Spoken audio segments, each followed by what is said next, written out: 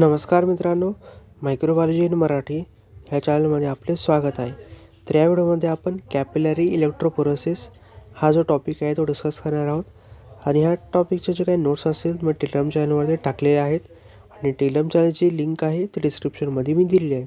चला तर व्हिडिओ सुरुवात करूया. कॅपिलरी इलेक्ट्रोपोरोसिस ही ॲडव्हान्स ॲनालिटिकल टेक्निक आहे ज्याच्याद्वारे सेपरेशन होतं आयनचं आणि मॉलिक्युलचं, जे की त्याच्या साईजनुसार किंवा चार्जनुसार हे त्याच्या मॉलिक्युलचं सेपरेशन हे होत असतं. ह्या सेपरेशनमध्ये जर आपण पाहिलं मेनली कशामुळे अकोर होतं, जे काही स्मॉल डायमीटर कॅपिलरी ट्यूबमध्ये हे फिल केले जातात जे की इलेक्ट्रोलाइट सोल्युशनसोबत फिल असतं. And the separation process he electric field ज्यावेळेस आपण प्रोव्हाइड करतो त्यावेळेस सेपरेशन हे ड्रायव्हिन किंवा प्रोसेस ही कॅरी आउट झालेली आपल्याला पाहायला मिळते. कॅपिलरी इलेक्ट्रोपोरोसिस हे मेनली प्रोटीन, न्यूक्लिक ॲसिड किंवा जे स्मॉल मॉलिक्युल असेल त्याच्या सेपरेशनसाठी किंवा त्याच्या ॲनालायझिंगसाठी मेनली हे वाईडली यूज केलं जातं. तर की कंपोनंट म्हणजे त्याची जी काही प्रोसिजर आहे त्यात आपण पाहूयात.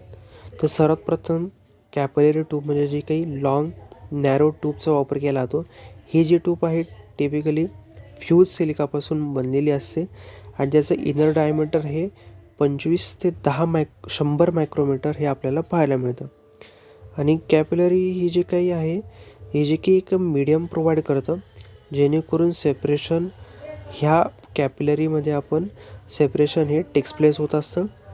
आणि स्मॉल साईज हे जे काय असेल ते इन्क्रीज होतात किंवा जे त्याची इफिशियन्सी असेल त्या सेपरेशनची जी प्रोसेसची ही कशामुळे होते किंवा जे काही स्मॉल साईज जे मॉलिक्युल असेल ते इफेक्टिवली सेपरेशन का बरं होतात, कारण की डिफ्युजन रिड्यूस होत असतं आणि हीट जनरेशन हे रिड्यूस असल्यामुळे ते इफेक्टिवली स्मॉल साईज असलेले जे काही मॉलिक्युल असतील, न्यूक्लियोटाईड असतील, प्रोटीन असतील त्याचं सेपरेशन करायसाठी ह्या कॅपिलरी इलेक्ट्रोपोरोसिसच्या जे की कॅपिलरी ट्यूब आहे त्याचा वापर करून आपण करू शकतो. तर दुसरं मेन कंपोनंट जे की असतं इलेक्ट्रोलाइट बफर, जे की कॅपिलरीमध्ये फिल असतं, जे इलेक्ट्रोलाइट सोल्युशन असतं जेणेकरून हे इलेक्ट्रिसिटी कंडक्ट करण्याचं काम करतं. जे की पी एच बफर त्याचं पी एच असतं, आयकोनिक स्ट्रेन असतं आणि त्याचं हे कंपोजिशन हे क्रिटिकल पॅरामीटरपासून बनलेलं असतं जेणेकरून सेपरेशन हे ऑप्टिमाइज होऊ शकेल आणि चार्ज आणि मोबिलिटी ऑफ ॲनालाइटच्या जोरावर त्याचा अफेक्ट पडून त्याचं सेपरेशन हे होईल.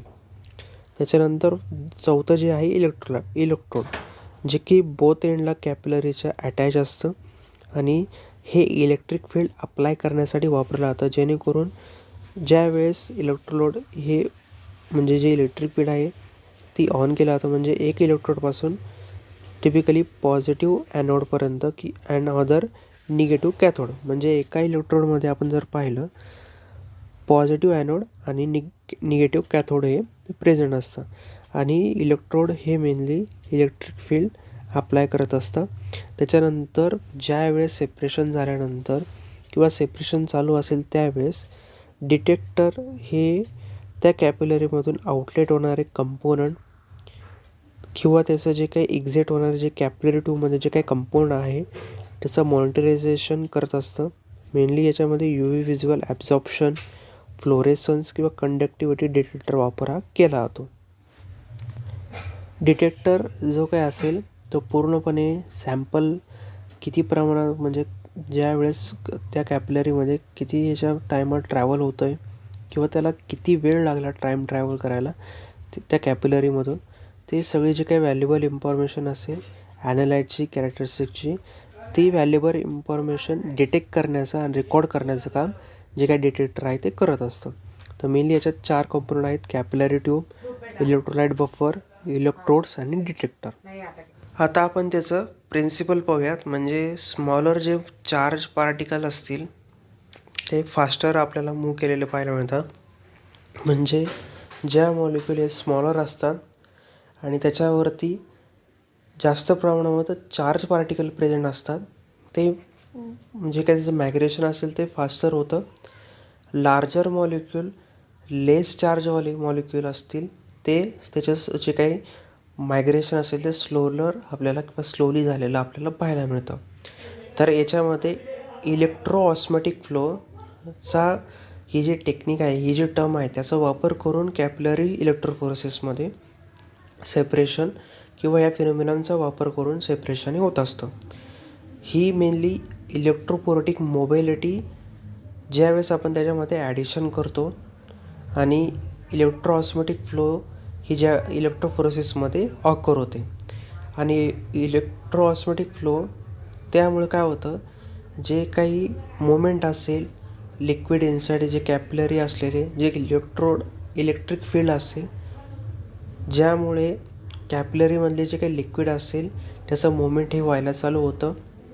बफर सोल्युशन हे कॅपिलरी वॉलला म्हणजेच निगेटिव्ह चार्ज असतं ते, आणि बफरमधल्या पॉझिटिव्ह आयनला ते अट्रॅक्ट करतं. त्यामुळे जे काही बल्क मोमेंटमधले जे सोल्युशन असतील ते कॅथोडकडे अट्रॅक्ट होतात, अफेक्ट होतात, आणि त्याचं मोमेंट हे ॲनालाइटचं हे अफेक्ट व्हायला चालू होतं. आणि याच्यामध्ये इलेक्ट्रो ऑस्मॅटिक फ्लोमध्ये हे हेल्प किंवा हिंडर किंवा मायग्रेशन करण्यासाठी हे डायरेक्शन ऑफ फ्लो त्याच्यावरती मेनली डिपेंड असतं. जसं सॅम्पलचं डायरेक्शन असतं किंवा मायग्रेशन असतं त्याच्यानुसार जे काही इलेक्ट्रो ऑस्मॅटिक फ्लो असेल त्याची ही मोमेंट असेल ती ज्यावेळेस आपण इलेक्ट्रिक फील्ड ही अटॅच केल्यानंतर कॅपिलरीमध्ये मायग्रेशन व्हायला, मोमेंट व्हायला चालू होते. तर हे त्याचं मेनली म्हणजे याच्यामध्ये इलेक्ट्रोपोरेटिक मोबिलिटी आणि इलेक्ट्रो ऑस्मॅटिक फ्लोचा वापर करून, या फिनोमिनांचा वापर करून याच्यामध्ये स्मॉलर मॉलिक्यूल किंवा charge particle molecule faster move होतात आणि लार्जर आणि लेस चार्ज असलेले मॉलिक्यूल हे स्लो सेपरेट होतात. तर हे त्याचा मेन प्रिन्सिपल आहे. तर त्याचे 4 मेन टाईप पडतात. कॅपिलरी झोन इलेक्ट्रोफोरेसिस हे कॉमनली यूज केलं जातं. ह्याच्यामध्ये जे काही चार्ज असतील, साईज असेल त्याच्यानुसार सेपरेशन हे केलं जातं. ह्याच्यामध्ये स्टेशनरी वेजचा वापर हा केला जात नाही. ज्यावेळेस आयनचं जे काही असेल त्याच्या मायग्रेशननुसार किंवा डिफरन्शिएशननुसार त्याचं सेपरेशन हे केलं होतं. कॅपिलरी जेल इलेक्ट्रोफोरेसिसमध्ये जेल फिल्ड कॅपिलरी असते, ज्याच्यामुळे जेल हे एक सेविंग इफेक्ट त्याच्यामध्ये प्रोव्हाइड करतं आणि मॉलिक्यूलचं जे काही चार्ज असेल, साईज असेल त्याच्यानुसार सेपरेशन व्हायला पर्टिक्युलरली ते युजफुल होतं. कारण की न्यूक्लिक ॲसिड असतील, प्रोटीन असतील, हे जे काही स्मॉल जे काही मॉलिक्यूल आहेत त्याचं सेपरेशन करायला याचा वापर केला होतो. तिसरं जे आहेत कॅपिलरी आयसो इलेक्ट्रिक फोकसिंग. याच्यामध्ये जे ह्या टेक्निकद्वारे आयसो इलेक्ट्रिक पॉईंटचं त्याच्यानुसार जे काही सेपरेशन असेल त्या ॲनालाइटचं हे पॉसिबल होतं. इलेक्ट्रिक फील्ड ही कॅपिलरी जे काही पीएच ग्रँड असेल किंवा ॲनालाइट असेल ज्यावेळेस फोकस मारला होतो त्या पॉईंटला फोकस केला जातो.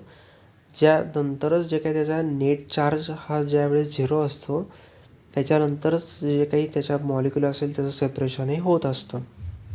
त्याच्यानंतर मिक्लर इलेक्ट्रोकायनेटिक क्रोमॅटोग्राफी. ह्या टेक्निकमध्ये जे काही सर्फेक्टंट मॉलिक्यूल असतील त्याचं ॲग्रेशन होत असतं, जे की बफर सोल्युशनमध्ये प्रेझेंट असतात, आणि त्यामुळे जे काही न्यूट्रल कंपाऊंड असतील किंवा चार्ज स्पेसिस असतील त्याचा सेपरेशन व्हायला मदत होतं. आणि नॉन पोलर कंपाऊंडचं सेपरेशन जर आपल्याला करायचं असेल तर याचा वापर या क्रोमॅटोग्राफीचा वापर केला जातो. तर असे त्याचे 4 मेन टाईप्स आपल्याला पाहायला मिळतात. तर आता आपण त्याचे ॲप्लिकेशन पाहूयात. तर फार्मास्युटिकलमध्ये कॅपिलरी इलेक्ट्रोफोरेसिसचा ड्रग ॲनालिसिसमध्ये प्युरिटी, स्टॅबिलिटी आणि फॉर्म्युलेशन एखाद्या ड्रगचं जर आपल्याला डिटर्मिनेशन करायचं असेल, ॲनालाइज करायचं असेल त्याच्यासाठी याचा वापर केला जातो. DNA, RNA किंवा प्रोटीन असेल त्याचा ॲनालिसिससाठी, जे की सिक्वेन्सिंगमध्ये, जिनोटायपिंगमध्ये किंवा पेप्टाइड मॅपिंगमध्ये इन्क्लूड असणारे जे काही DNA, RNA किंवा प्रोटीन मॉलिक्यूल असतील त्याचं ॲनालिसिस करण्यासाठी जिनोमिक्समध्ये, प्रोटेमिक्समध्ये अशा फील्डमध्ये कॅपिलरी इलेक्ट्रोफोरेसिसचा वापर केला जातो. एन्व्हायरमेंटल ॲनालिसिसमध्ये जर आपण पाहिलं वॉटर, सॉईल आणि एअरमधले जे काही पेस्टिसाईड असतील किंवा कंटॅमिनंट डिटेक्ट करण्यासाठी वापर केला जातो. फॉरेन्सिक सायन्समध्ये जर आपण पाहिलं DNA प्रोफायलिंग असेल किंवा जे काही बायोलॉजिकल सॅम्पल असेल त्याच्यामधले जे सबस्टन्स असेल त्याचं ॲनालायझिंग करण्यासाठी त्याचा वापर केला जातो. हे झालं त्याचे ॲप्लिकेशन. आता आपण ॲडव्हान्टेजेस पाहूयात. तर ह्या टेक्निकमध्ये नॅरो कॅपिलरी साईजचा वापर करून जे की सेपरेशन केलं जातं both based on their charge आणि साईज. याच्यामध्ये रिझोल्युशन जर आपण कम्पेअर केलं HPLC सोबत, तर याच्यामध्ये आपल्याला हायर सुपर रिझोल्युशन आहे ह्या आपल्या कॅपिलरी इलेक्ट्रोपोरेसिसचं पाहायला मिळतं than the high performance liquid chromatography. Fast analysis जर आपण पाहिलं तर याच्यामध्ये आपल्या स्मॉलर मॉलिक्यूल वेटमध्ये लेस असलेले जे कॅन्डिडेट्स असतील ते स्पेशली आपण त्याचं सेपरेशनही लवकरात लवकर करू शकतो. मिनिमल सॅम्पल याच्यामध्ये रिक्वायरमेंट लागतं जेणेकरून त्याचं ॲनालिसिस हे टायनी अमाऊंटमध्ये जे असलेले जे सॅम्पल आहे ते ॲनालिसिससाठी निडेड असतं आणि त्याच्यामुळे सॅम्पल रिक्वायरमेंट जर आपण पाहिली याची टायनी अमाऊंटमध्ये किंवा छोट्या अमाऊंटमध्ये ते सॅम्पल असलं पाहिजे. फॅसिलिटी जर आपण पाहिली वाईड रेंज ऑफ सबस्टन्सेस याच्यामध्ये हँडल केले जाऊ शकतात. जे काही स्मॉल आयन्स असलेले लार्ज बायोमॉलिक्यूल असतील, प्रोटीन असतील, न्यूक्लिक ॲसिड असतील, ते सुद्धा याच्यामधून सेपरेशन व्हायला मदत होत असते. तर हे झालं त्याचं ॲडव्हान्टेजेस. आता आपण त्याचे लिमिटेशन पाहूयात. काही वेळेस काय होतं, कॅपिलरी ओव्हर हीट होते, कारण की कॅपिलरीचं जे काही डायमीटर त्याच्यामुळे मेनली ओव्हर हीट होण्याचे चान्सेस जास्त वाढतात. हीट जनरेशन हा एक मेन प्रॉब्लेम ह्या कॅपिलरी ट्यूबमध्ये किंवा कॅपिलरी इलेक्ट्रोपोरेसिसमध्ये आपल्याला पाहायला मिळतो. ज्यावेळेस हाय व्होल्टेज सेपरेशन आपल्याला पर्टिक्युलरली करायचं असेल तर त्याच्यामुळे हीट जनरेशन ही मोठ्या प्रमाणात होते आणि कॅपिलरीचं जे काही डायमीटर छोटा असल्यामुळे जे कॅपिलरी आहे ती ओव्हर हीट व्हायचे चान्सेस जास्त याच्यामध्ये असतात. आणि डिटेक्शन सेन्सिटिव्हिटी जर आपण पाहिली, जर डिटेक्टरच्यामध्ये जे आहे ते लो कम्पेअर्ड वापरलं जातं, जे की HPLCमध्ये असेल त्याच्यामध्ये आपण जास्त प्रमाणामध्ये हायर जे काय असते डिटेक्टर सेन्सिटिव्हिटी वापरली जाते. याच्यामध्ये जे काय लो कम्पेअर जे काही सेन्सिटिव्हिटी डिटेक्टर आहे त्याची कम्पेअर जर आपण केलं HPLC सोबत, त्याचं लो कॉन्सन्ट्रेशन सॅम्पल आपण याच्यामध्ये सेपरेशन करतो आहे. त्यामुळे याच्यामध्ये जे काही डिटेक्टर असेल ते जास्त सेन्सिटिव्ह असलेलं वापरलं जात नाही. आणि जर आपण सॅम्पल मॅट्रिक्स जर आपण पाहिलं, काही कॉम्प्लेक्स सॅम्पलचे जे मॅट्रिक्स असतील ते इंटरफरन्स असतील त्याचं ॲनालिसिस यामध्ये होऊ शकत नाही, कारण की काही वेळेस काय होतं, जास्त प्रमाणात मिक्सचर जर आपण याच्यामध्ये जर टाकलं, कारण की याच्यामध्ये टायनी अमाऊंटमध्ये जे सॅम्पल असेल त्याचं सेपरेशन हे ॲक्युरेटली होतं. जास्त प्रमाणात जर सॅम्पल आपण याच्यामध्ये जर टाकले तर त्याचं सेपरेशन व्हायला थोडंसं वेळ किंवा त्याच्यावरती जे काही मॅट्रिक्सवरती किंवा त्या इंटरफरन्स जे असेल त्याच्या ॲनालिसिसवरती मोठ्या प्रमाणामध्ये फरक हा पडू शकतो. हे त्याचं मेनली लिमिटेशन आपल्याला पाहायला मिळतं. तर आपण आता मेनली जर कन्क्लुजन पाहिलं, कॅपिलरी इलेक्ट्रोपोरेसिस हे पॉवरफुल आणि इफिशियंट ॲनालिटिकल टेक्निक आहे. हिचा मेनली आपण जर पाहिलं केमिकल, बायोलॉजिकल, एन्व्हायरमेंटल ॲनालिसिसमध्ये याचा आपण वापर करू शकतो. हाय रेझोल्युशन आणि फास्ट सेपरेशन याच्यामध्ये किंवा जे काही मिनिमल सॅम्पल रिक्वायरमेंट हे त्याचे मेन जे काही ॲप्लिकेशन आपल्याला पाहायला मिळतात. आणि स्पेशली जर आपण पाहिलं ॲनालिसिस जे काही कॉम्प्लेक्स ऑफ मिक्सचरचं असेल किंवा 4 स्पेसिसमध्ये असेल, इन्क्लुडिंग प्रोटीन असतील, न्यूक्लिक ॲसिड असेल किंवा स्मॉल मॉलिक्यूल असेल, त्याच्या ॲनालिसिससाठी याचा वापर आपण करू शकतो. तर या व्हिडिओमध्ये आपण कॅपिलरी इलेक्ट्रोपोरेसिस म्हणजे काय ते डिस्कस केलं. जर तुम्हाला माझा हा व्हिडिओ इम्पॉर्टंट वाटला असेल नक्की व्हिडिओ लाईक करा आणि चॅनल सबस्क्राईब करायला विसरू नका. चला भेटूया पुढच्या व्हिडिओमध्ये.